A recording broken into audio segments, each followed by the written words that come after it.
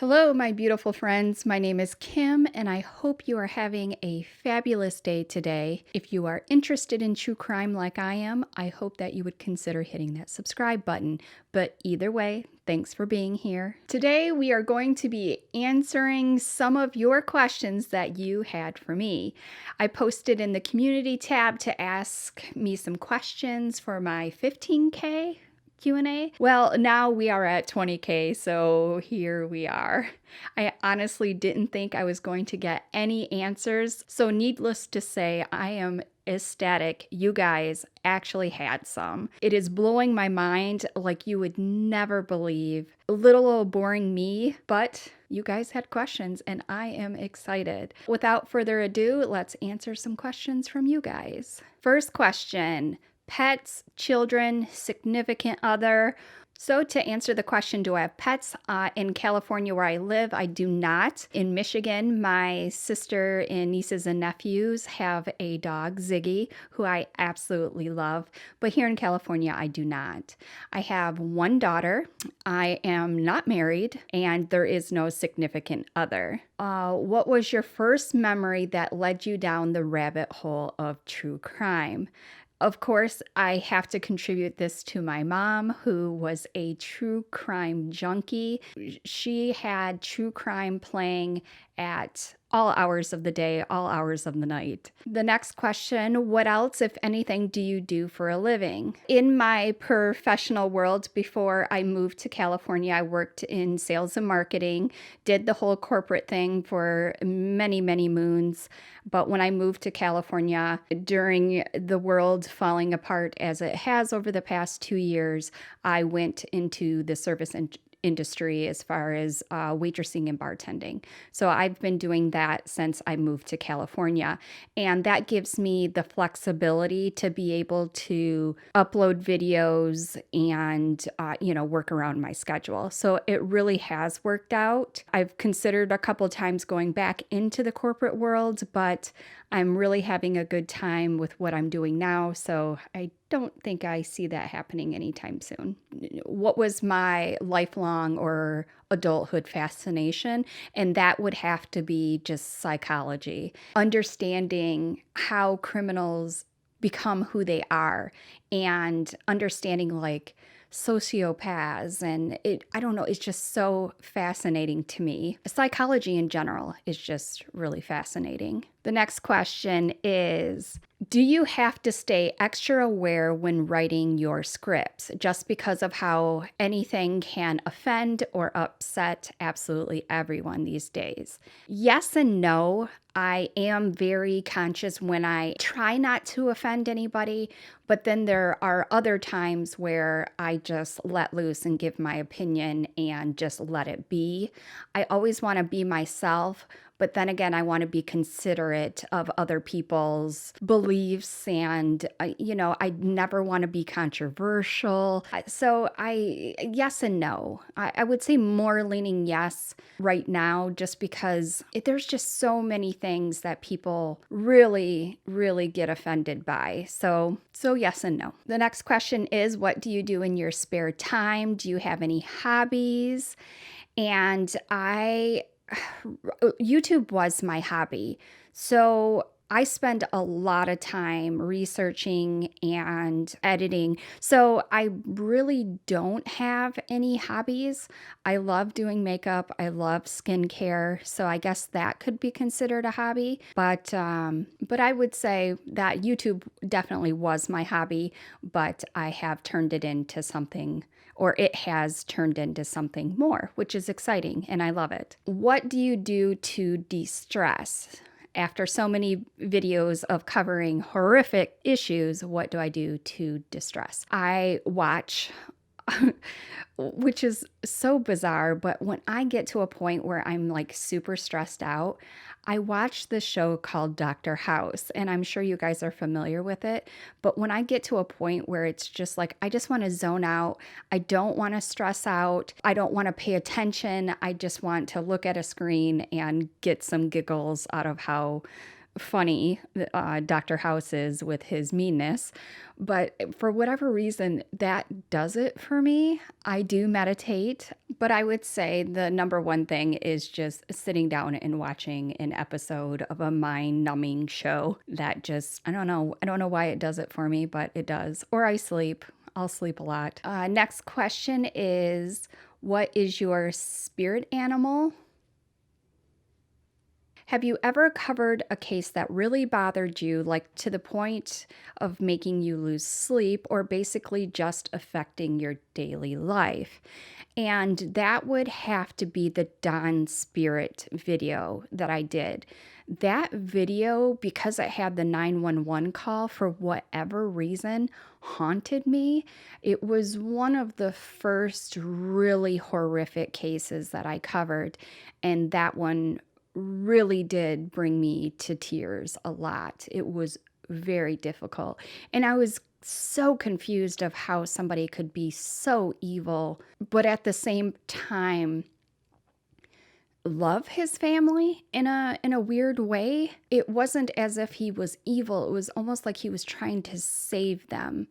I don't know. That case really got to me. So Dawn Spirit 100%. Do you have a favorite crime TV show or movie? And I Survived. It's on YouTube. I watch that show like crazy.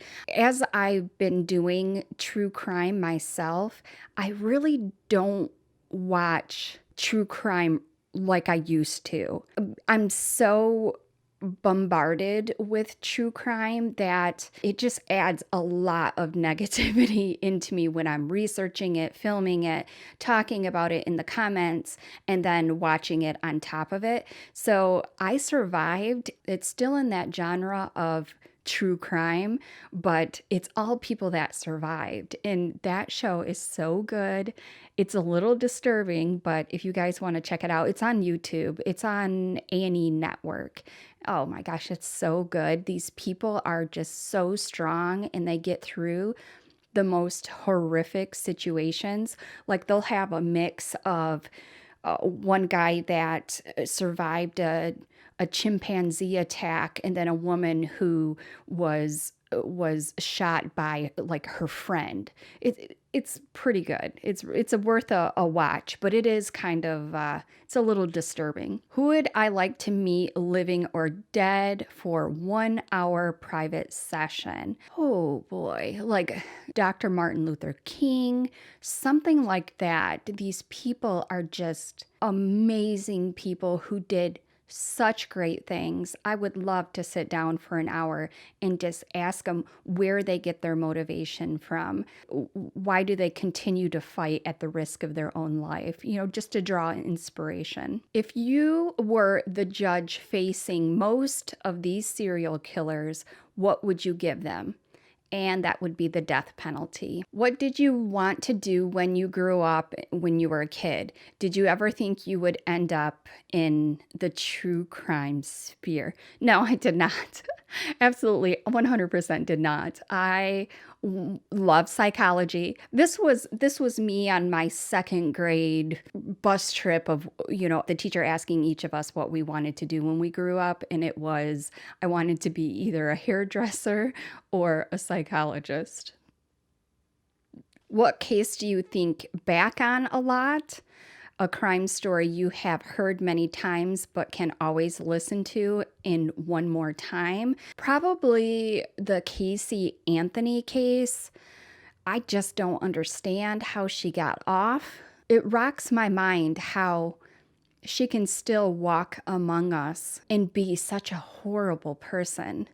I'm just so perplexed by her case and, you know, the psychology around that. And honestly, I'm waiting for her to slip up again. Do you think she'll do something again? God, I hope so. You know, like the OJ trial where he got off, but in the end, he did commit some other crimes and end up in prison. So I'm hoping that happens for Casey Anthony. We'll see if that ever happens. Let's hope it doesn't, but hopefully there's some justice one day. How long does it take me to research and edit a video?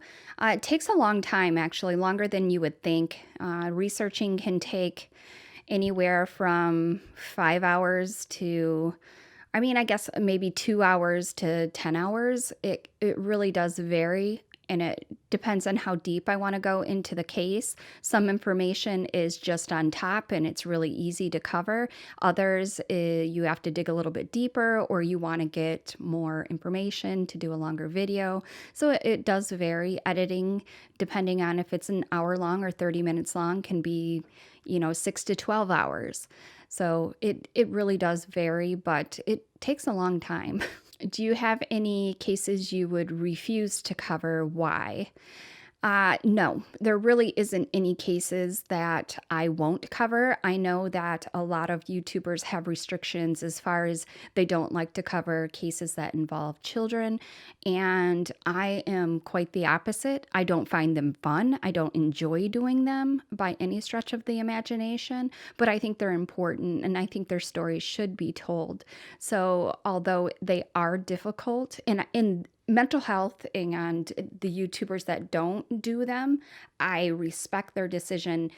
It's too hard for them and they'll get burned out. So completely understand why they wouldn't cover them. So I'm not saying, I'm not judging them, should I say. So it's not that. But if every case was like the Don Spirit case where my emotions were super high, I would say that I wouldn't be able to continue to do cases that involve children. And if that's how other YouTubers feel, then absolutely heck no. It was rough and there was tears and I was confused and crying. So I would say if every case was like that, then I wouldn't be able to. But for now, I want to get their stories out. I think they're valuable. I think that addressing the CPS issues that we have and spreading the word is important. And if we brush it under the rug and don't talk about it, then we won't advance and we won't be aware of the systemic issues that we have. Am I going to solve any world problems by talking about these cases? No, probably not. But any bit that I can do to play my part, I would love to do. Do you oppose the death penalty and why? I do not oppose the death penalty. I am all for the death penalty. I know that there is some value in making these criminals sit in jail and think about what they've done. I definitely see the value in that. But I also know that those people are talking to other people and they're giving them a message. Us as humans are impressionable. If you have somebody that's filling your ear with negativity or grandiose of killing to another inmate, to somebody else, they're teaching and spreading horrible things. I'm not sure if I'm making sense. In my head, it makes a lot more sense, but that person is talking to another person and they're talking about their crimes, they're laughing, and another person is listening. The other person may not gotten a life sentence and may be getting out. And so I think that some things are definitely predetermined, but other things are taught behavior as well. I don't know. I just feel like get rid of that negativity from the world. There's no value in keeping them. Even if it costs more money, as I have heard that it costs more for an inmate to be on death row, get rid of them. Get that negativity off of the earth. Not let them talk to another person. I am for the death penalty. The next question is how old I am and where am I from originally. I am 46 years old and I am from Michigan and I now live in Los Angeles, California. The next question is what got me into crime, and that again is my mom. At all hours of the day, my mom is watching true crime. She would watch trials. She was the first one that really would tell you about the OJ trial and, those days. She really was into true crime.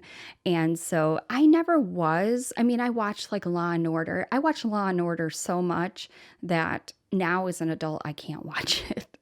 I am so over Law and Order. But she always had Law and Order on, or she had Court TV, or the A&E, Oxygen, all of those. And to the day that she passed, she had a crime show playing. And my mom was the first one to scare the living daylights out of us as kids, her grandkids, everybody. She was the first one to say, if you ever get kidnapped, fight and scream, don't do what they say, because once they get you alone, you are going to wish that you were dead. So if they're going to kill you, they're going to kill you. Just kick and scream and try to get away. And I always was like, some of these people get captured and they're able to talk their way out of it.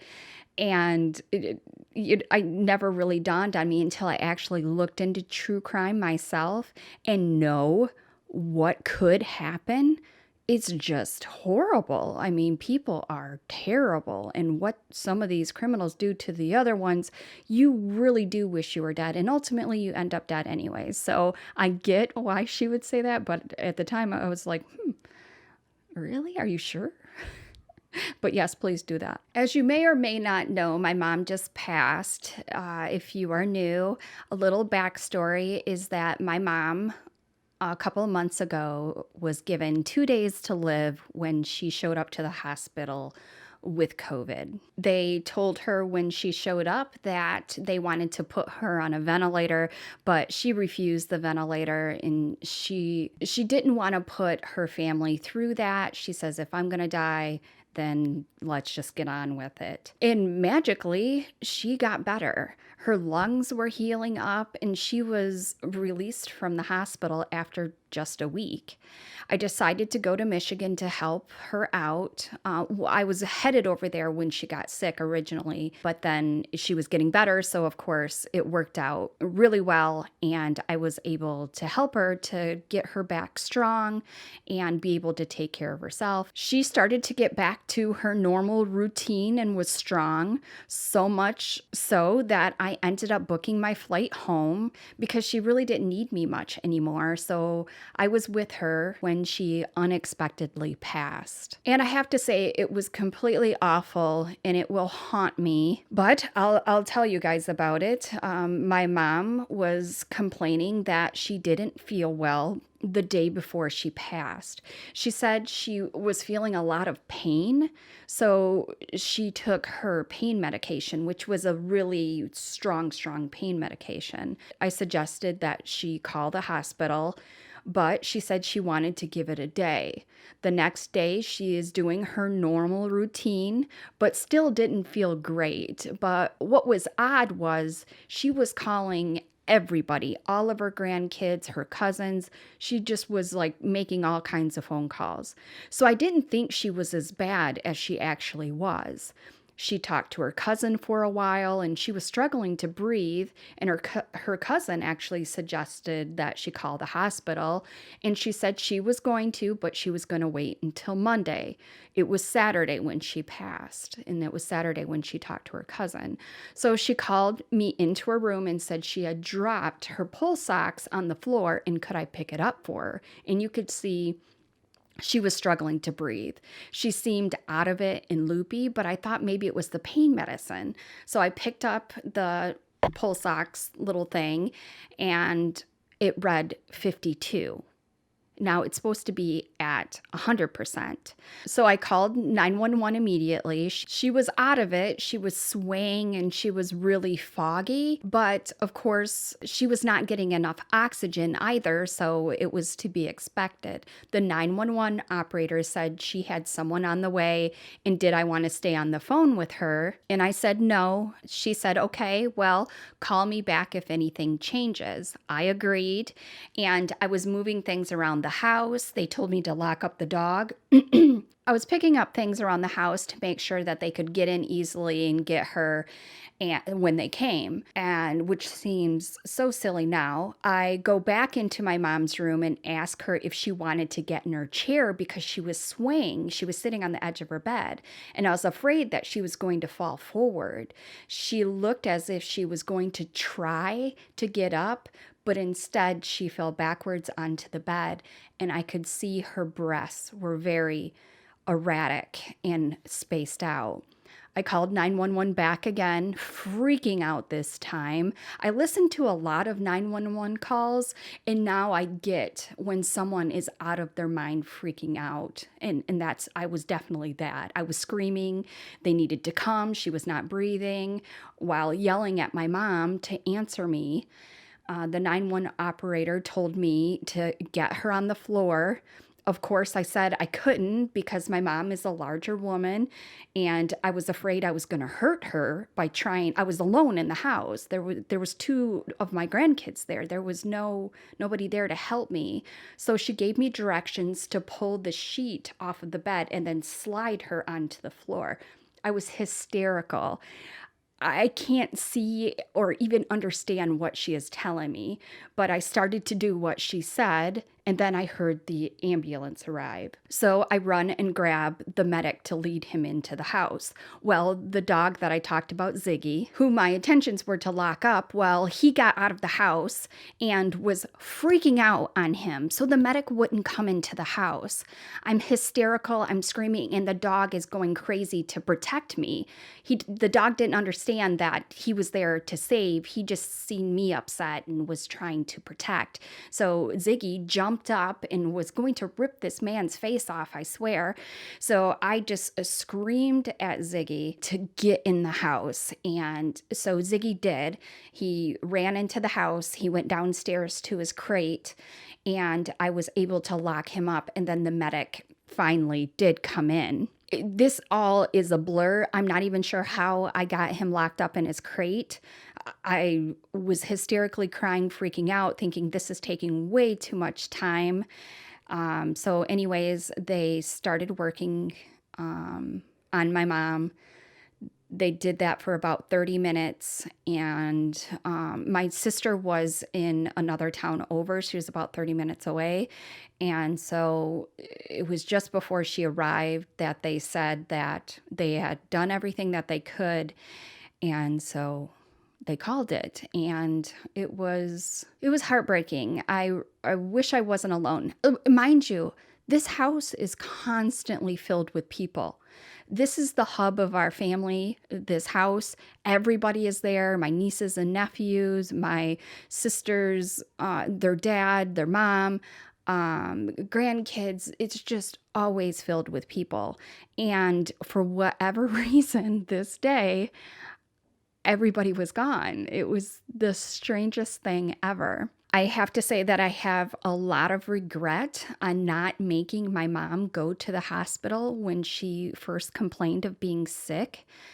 That will literally haunt me for the rest of my life. It doesn't matter how many people tell me not to beat myself up about that, and you can't think that way. My sister has yelled at me. You just can't not feel guilty. You know, if I would have made her go to the hospital, would things be different? But as I mentioned before, she was calling everybody in the family. Well, on top of that, she was Googling Bible scriptures. Most of my family believe that she knew she was going to pass. Looking up Bible scriptures may be a regular routine for a lot of people, but for my mom, it was something that she did, but it wasn't something that she did regularly. Like, it wasn't part of her routine.